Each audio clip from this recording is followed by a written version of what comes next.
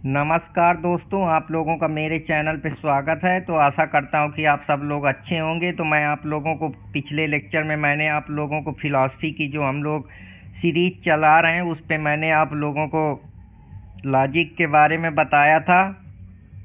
तो आज उसी कड़ी को हम लोग आगे बढ़ाते हुए हैं। तो आज हम एक फिलॉसफी की नई ब्रांच जिसको हम एस्थेटिक्स बोलते हैं। तो पहले तो हम ये समझते हैं कि ये जो आप लोग मेरे चैनल पे जो लोग नए हैं वो कृपया चैनल को लाइक सब्सक्राइब कर लें और हमारे यूट्यूब चैनल देसी स्मार्ट एकेडमी को लाइक सब्सक्राइब करते रहें। तो अब मैं अब आप लोगों को फिलॉसफी का एक बहुत ही बेहतरीन कॉन्सेप्ट जिसको हम कह सकते हैं कि बहुत ही अच्छा कॉन्सेप्ट है, बहुत सारी चीज़ें उसके अंदर छुपी हुई हैं। तो मैं आज आप लोगों को फिलॉसफी के अंदर एस्थेटिक्स समझाऊंगा कि ये एस्थेटिक्स क्या होती है।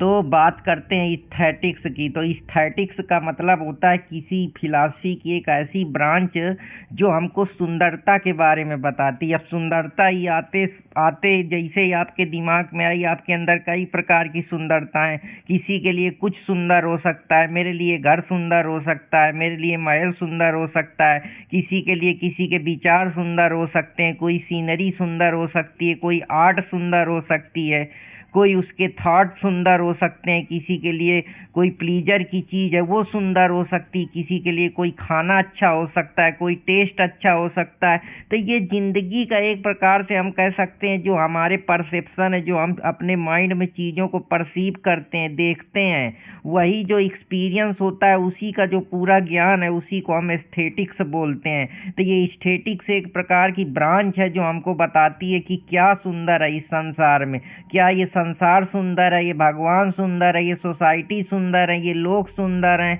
ये जो जीव जंतु हैं ये सुंदर है, नेचर है वो सुंदर है, क्या सुंदर है। तो जो इसी चीज के बारे में ये जो सुंदरता की एक अपनी झलक है, सुंदरता की एक महिमा, एक गरिमा है, उसी के बारे में बताता है। तो इसका कोर सवाल यही है कि हम किस चीज को सुंदर मानते हैं, कि भगवान सुंदर है, कि आदमी के विचार सुंदर है, कि उसका बिहेवियर सुंदर है, कि उसका एक्सप्रेशन सुंदर है, कि उसकी टोन सुंदर है, क्या सुंदर है, कोई पॉलिटिकल सिस्टम सुंदर है, हमारे देश का कोई किसी के कहीं कोई स्टडी हो रही है वो चीज़ सुंदर है, पढ़ाई सुंदर है, खेल सुंदर है। तो ये सुंदरता को अलग अलग तरीके का नजर है, कला सुंदर है, कहीं मंदिर है, कहीं मस्जिद है, कहीं गुरुद्वारा है, कहीं रिलीजन है, धर्म है, क्या सुंदर है। तो ये जो इसके बारे में जांच पड़ताल करते हैं, इसकी गहराई तक उतरते हैं, इसको समझने का प्रयास करते हैं, इसी को हम एस्थेटिक्स बोलते हैं। जैसे गांव में अगर आप सुबह सुबह चले जाएं तो हल्की हवा, जब हल्की हल्की हवा लगती है तो हमको बड़ा अच्छा लगता है। जैसे वो गाना है ना, तेरी मंद मंद मुस्कनिया पे बलिहार जाओ राघव। तो वही चीज है ना कि हमको किसी को भगवान की मुस्कान अच्छी लगती है तो वो उनके लिए सुंदर है, किसी को जो है पूजा पाठ सुंदर लगती है। तो ये एक आयाम है आपके दिमाग के सोचने के कि आप सुंदरता को किस तरीके से देखते हैं, आपका नजरिया क्या है, आपको सुंदरता का क्या मतलब है, आपने सुंदरता को किस प्रकार से अनुभव करा है। तो ये जो गांव की सुबह हल्की हवा, ये जो पत्ते हिल रहे हैं कहीं बिना बोले, कहीं पे किसी को मौन सुंदर लगता है, किसी को मेडिटेशन सुंदर लगता है, किसी से बातचीत सुंदर लगती है। तो ये चीज है, कोई को किसी की ब्यूटी सुंदर लगती है, किसी की बॉडी सुंदर लगती है। तो ये सब चीजें हैं जो सुंदरता के ही पार्ट है, बस अपना अपना नजरिया है उन चीजों को देखने का। तो कोई फायदा जो है वो किसी को इस चीज से मिलता है, किसी को सुकून मिलता है, बस इसी को हम एस्थेटिक्स बोलते हैं। तो आशा करता हूँ कि आप लोगों को ये एस्थेटिक्स समझ में आया होगा। जैसे गांव की भाषा में अगर हम समझा जाए तो ये एस्थेटिक्स कुछ नहीं है जिसको आप सुंदर मानते हैं, जी जो आपकी नजरता में सुंदरता है। किसी को किसान के खेत अच्छे लग सकते हैं, किसी को पानी सुंदर लग सकता है, नदी लग सकती है, झरना लग सकता है, समुंदर लग सकता है, सीनरी लग सकती है। तो ये सब सुंदरता के प्रकार हैं कि आपकी जो सोचने का नजरिया है, आपके लिए क्या सुंदर है।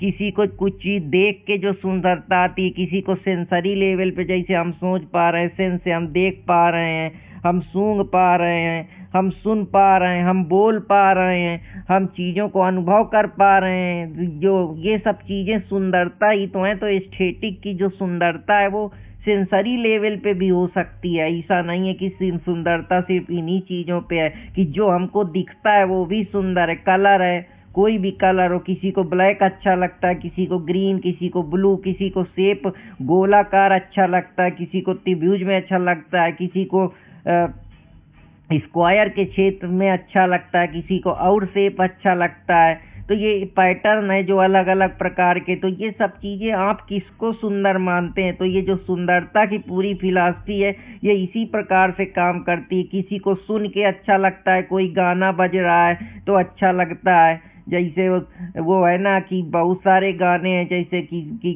बहुत सारे गाने हैं, जैसे हम सब बोलेंगे हैप्पी बर्थडे टू यू। तो जैसे जब आप भगवान का जो है वो बहुत अच्छा गाना है, खाटू श्याम के जो गाने हैं वो लोगों को बहुत, तो वो भी उनके लिए सुंदरता है।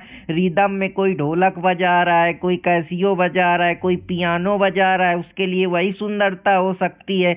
जो महक रहा है, किसी को सेंट अच्छी लगती है, किसी को गुलाब का फूल अच्छा लगता है, किसी को सूरजमुखी का फूल, किसी को गेंदा का फूल, किसी को गुड़हल का फूल। तो ये सब क्या है? ये सुंदरता के ही प्रकार है जो आप फील करते हैं। किसी के प्रति आप अच्छा फील करते हैं तो वो भी आपके सुंदरता में आता है। कोई गाना फील करते हैं वो भी आपको अंदर तक जोड़ देता है। कोई नया कॉन्सेप्ट पढ़ते हैं, जैसे फिलोसफर कोई नई चीज़ें पढ़ते हैं, उनको वो अंदर से फील करती। तो आप किस चीज़ के लिए फील करते हैं? आपको किस चीज़ का अनुभव होता है? आपके इमोशन, आपकी भावनाएं, ये सब चीज़ें जो हैं ये सब फिलॉसफी का ही पार्ट हैं। तो आशा करता हूँ कि आप लोगों को ये भी समझ में आया होगा। जैसे रात में पूरे आसमान में तारे टमकते हैं तो हमको देख के अच्छा महसूस होता है। कहीं कोई शादी ब्याह में कोई डेकोरेशन हो गया, कोई नेचुरल, जैसे हम लोग कहीं वादियों में चले जाएं या मसूरी चले जाएं या जम्मू कश्मीर चले जाएं तो वहाँ उनकी नेचुरल सिमेट्री है, नेचुरल ब्यूटी है,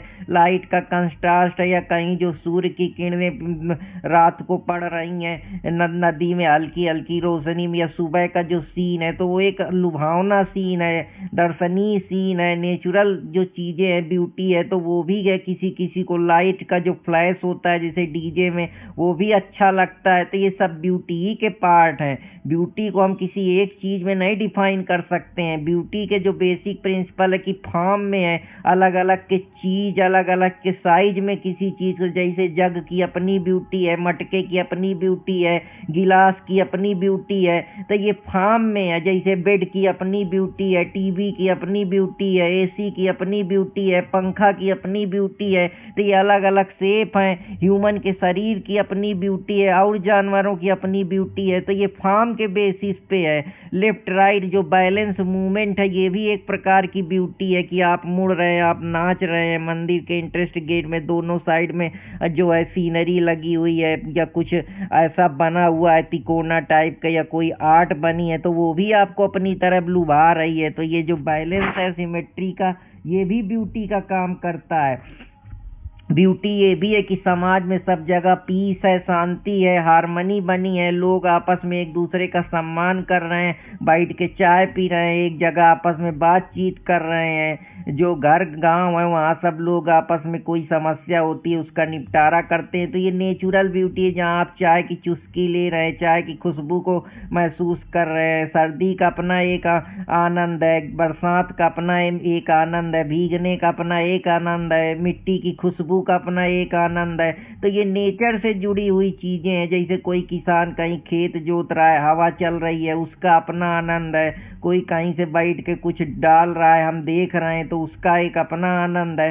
तो ये ब्यूटी इसी प्रकार से काम करती है, कंट्रास्ट में तेज फर्क पैदा करती है। इसे कोई आदमी, सब लोग धोती पहनते हैं, कोई अगर वहाँ पे आके बुर्का पहन ले तो उसका अपना अलग एक ब्यूटी है, या कोई दूसरा ड्रेस पहन ले तो हमको वो, क्योंकि हमारे आंखों को कंट्रास्ट पसंद होता है तो वो सफ़ेद धोती, काला अगर व्हाइट कोट पहन ले या ब्लेजर पहन ले तो उसकी एक अपनी ब्यूटी है। तो वो इंडिविजुअल परसेप्शन पे भी ब्यूटी डिपेंड करती है, शेप पे डिपेंड करती है, साइज पे डिपेंड करती है, परसेप्शन पे डिपेंड करती है, थिंकिंग पे डिपेंड करती है, आपकी सिंपलिसिटी पे डिपेंड करती है। आप जितना ही सिंपल रहेंगे, किसी के भावना, किसी के विचार, किसी की थिंकिंग, किसी की सिंपल लाइफ स्टाइल किसी के दिलों में घर कर जाती है।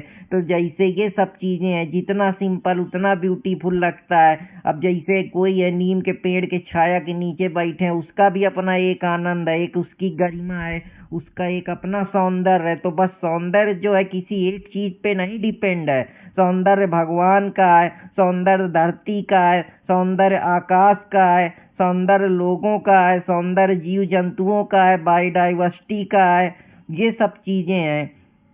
तो सौंदर्यता की कोई वो नहीं है, सौंदर्यता लैंग्वेज की है, सौंदर्यता अपनी अपनी थिंकिंग की है, अपनी अपनी परसेप्शन की है, आइडियोलॉजी की है, यही तो खास बनाती है, डाइवर्सिटी की सौंदर्यता है। तो अब इसको जितना आप खींच सकते हैं उतना आप समझ सकते हैं। इंटरमीडिएट लेवल में ब्यूटी को हम सिर्फ ये नहीं है कि beauty is just not just eyes की, हाँ ब्यूटी हमको सिर्फ आँख से ही दिखती है, ये आपके सेंसरी परसेप्शन, आपके थिंकिंग पे, आपके दिमाग पे हर समय हर तरीके से इवाल्व होती रहती है। तो इसका कोई डिफाइन दायरा नहीं है, ये इनडिफाइन है। आप किस चीज को ब्यूटी में रखते हैं, आपके लिए कौन सा ब्यूटी है, आप किस चीज को बुद्धि के मामले पे, कॉग्निटिव थिंकिंग के मामले पे ब्यूटी, जैसे दिमाग की समझ के हिसाब से आप किसी चीज को अप्रिसिएट करते हैं। जैसे मधुबनी पेंटिंग पैटर्न है तो उसका समझ है, वो हमको एक ब्यूटी देती है क्योंकि उसमें सीनरी है, अच्छी है।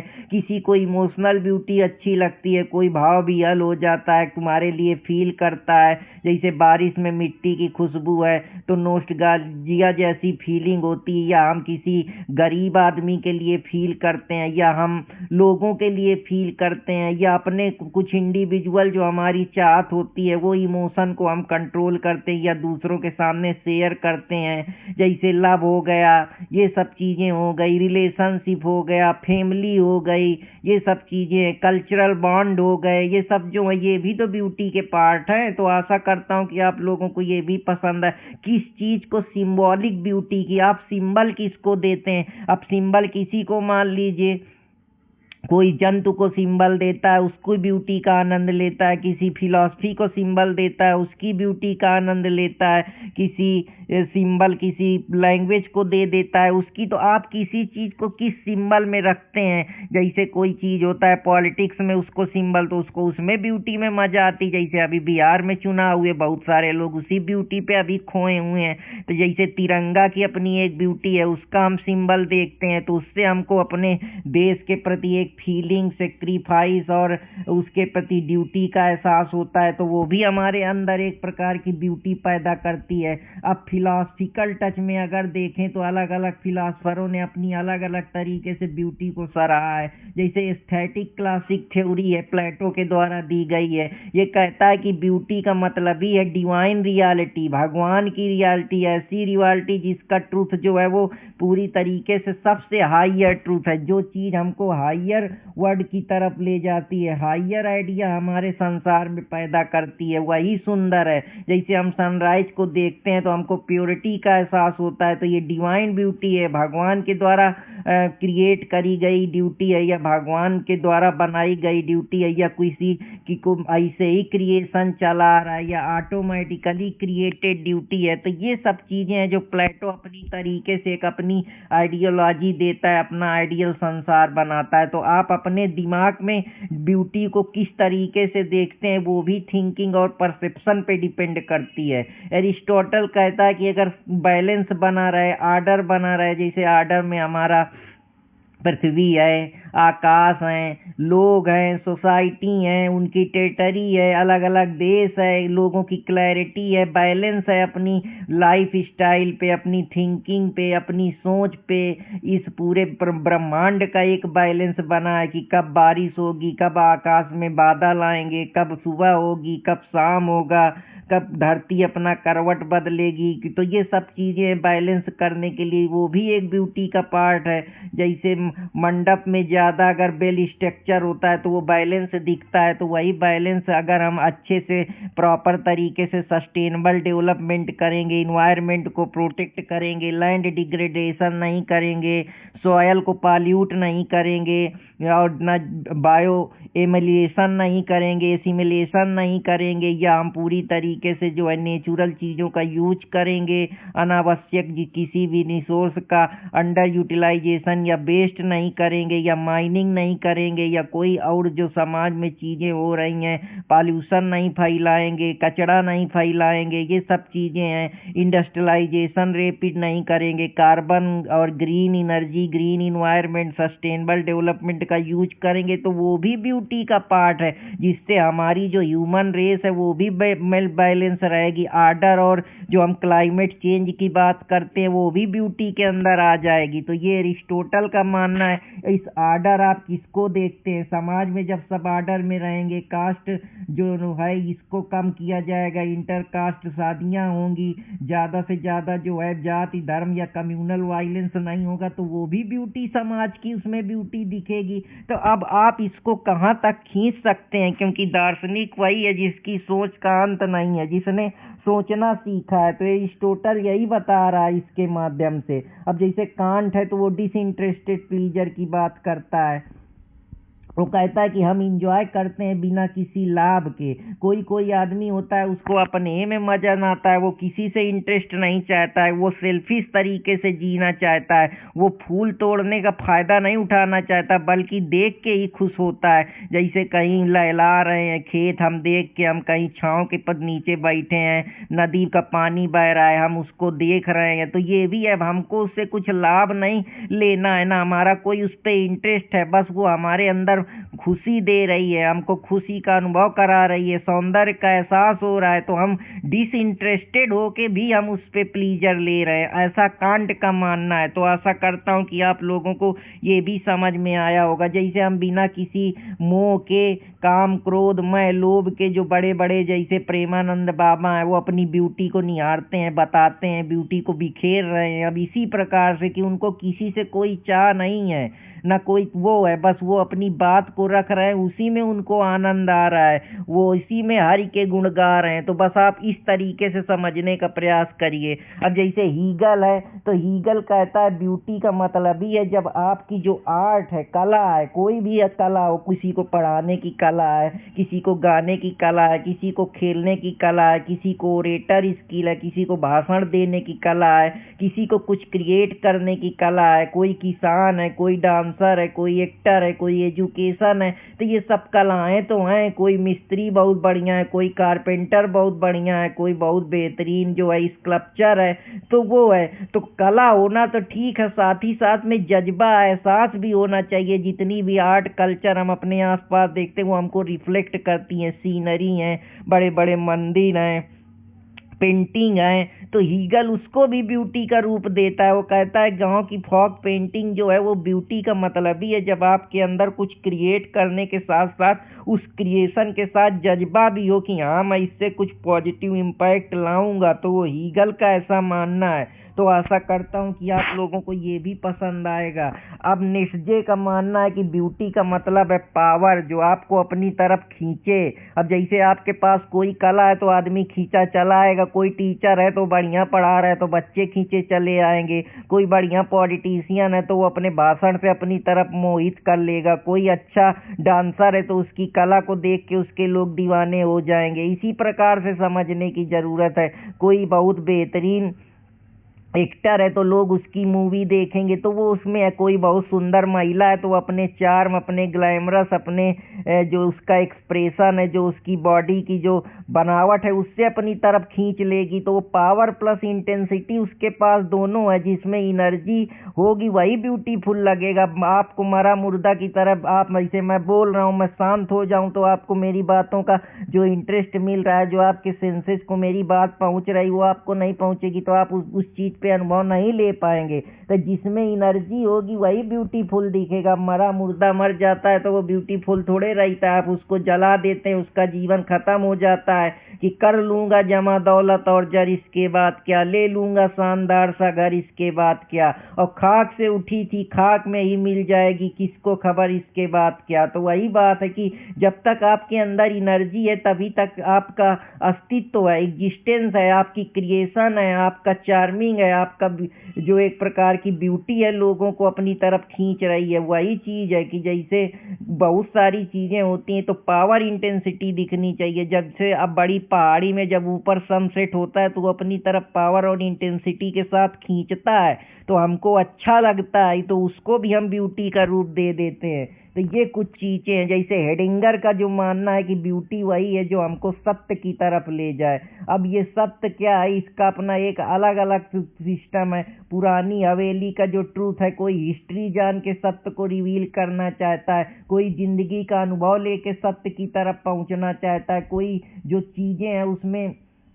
इन्वेस्टिगेशन इंक्वायरी करके चीज़ों को समझता है, कोई किताब के जरिए सत्यता पाना चाहता है, कोई अपने अनुभव से सत्यता पाना चाहता है, कोई बड़े बड़े फिलासफरों को पढ़ के जिंदगी का सत्य जानना चाहता है। लेकिन ये सत्य क्या है, ये सब अपना अपना एक थिंकिंग है, अपनी अपनी परसेप्शन है, अपनी अपनी आइडियोलॉजी है। तो अब हम किसको सत्य मान ले? कोई भगवान को सत्य मानता है, कोई प्रकृति को सत्य मानता है, कोई इस धरती को सत्य मानता है, कोई किसी को सत्य मानता है, कोई किताबों को सत्य मानता है, कोई फिलोसफरों की बातों को सत्य मानता है। तो ये सब चीज़ों की सत्यता का एक अपना अलग अलग पैमाना है। ये सब्जेक्टिव बेसिस पे, हम इसको ऑब्जेक्टिव बेसिस पे नहीं रख सकते हैं। इसीलिए हम सब्जेक्टिव ब्यूटी की बात करते हैं कि तुम्हारी पसंद क्या है, तुमको क्या अच्छा लगता है, तुम कैसे जीना चाहते हो, तुम किसको ब्यूटी का रूप देना चाहते हो। और ऑब्जेक्टिव में वो है जो सबको अच्छा लगे, जैसे झरना कहीं बह रहा है, कोई यूनिवर्सल ब्यूटी है, कोई चार्मिंग बहुत बढ़िया,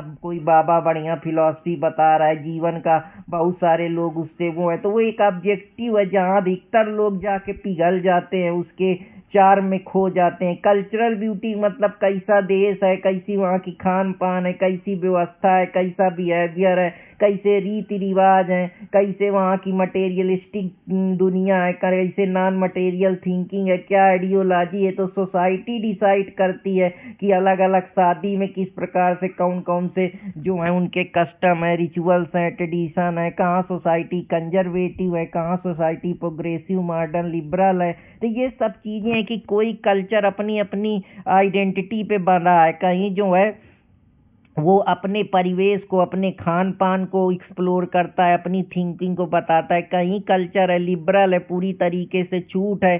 कुछ कल्चर है जो इंडिविजुअल को ज़्यादा प्रेफरेंस देते हैं, कुछ कल्चर है जो अपनी ये पूरी जो टेरिटरी है उसको प्रोटेक्ट करते हैं, अपने देश के नेशन को फर्स्ट रखते हैं। तो ये सब अलग अलग तरीके हैं, अलग अलग थिंकिंग है जिसको हम ब्यूटी के नज़रिए से देखते हैं। इमोशनल एस्थेटिक्स का मतलब है जो आपके इमोशन, जो आप की भावनाएं हैं, कभी खुशी, कभी गम, कभी दुखी, कभी घृणा, कभी बहुत ज़्यादा जो रस हैं आपके, रस थ्योरी जो आप पढ़ते हैं कि ये करुण रस है, ये भाव रस है, ये श्रृंगार रस है। तो वो जो मेमोरी में आपकी अलग अलग चीज़ों पे अलग अलग जो आप चीज़ों के प्रति लेकर आपकी भावनाएं जागती हैं। जैसे बचपन में आप किसी चीज़ को ब्यूटी मानते थे, खेलने को मानते थे, आज ब्यूटी आप भगवान की तरफ धीरे धीरे बढ़ रहे हैं। जब थोड़े जवान होंगे तो पद पावर प्रतिष्ठा की ब्यूटी के पीछे भागेंगे। तो बस ऐसी ही दुनिया है जिसको जो है वो बहुत ही वो जो है एक फिलासफर है जिसके बारे में मैं अगर बात करूं तो वो मार्शलो की थ्योरी है, जो वो बताती है कि पहले आपको साइकोलॉजिकल ब्यूटी की फिक्र होती है, फिर सिक्योरिटी की ब्यूटी आती है, फिर इमोशनल ब्यूटी आती है, फिर इसके बाद स्टीम की ब्यूटी आती है, फिर ट्रांसेंडेंटल रियलिटी की तरफ बढ़ते हैं कि अब मेरे को कुछ नहीं चाहिए, अब मेरे को सिर्फ भगवान ही चाहिए। कि वही चीज़ है ना कि कर लूँगा जमा दौलत और जर, इसके बाद क्या, ले लूँगा शानदार सा घर, इसके बाद क्या, मौज आएगी तो करूँगा सारे जहाँ की सफ़र, फिर वही पुराना नगर, इसके बाद क्या, और खाक से उठी थी खाक में ही मिल जाएगी, इसके बाद किसको खबर कि उसके बाद क्या। तो बस वही ज़िंदगी है। ऐसे ही इसको समझ लें तो आसान रहेगा हम लोगों के लिए।